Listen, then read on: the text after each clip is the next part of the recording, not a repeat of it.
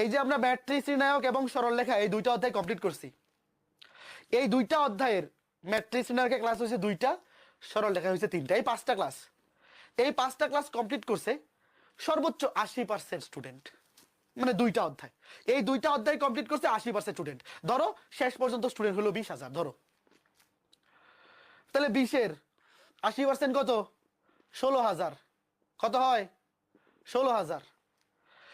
তারপরের 2টার 80%, দাঁড়াও ক্যালকুলেটর কই,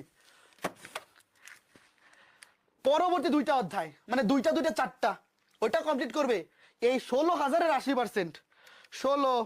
16 ইন্টু 80% কত হইল? 12.8, মনে করো 12,000। 4টা অধ্যায় গেল।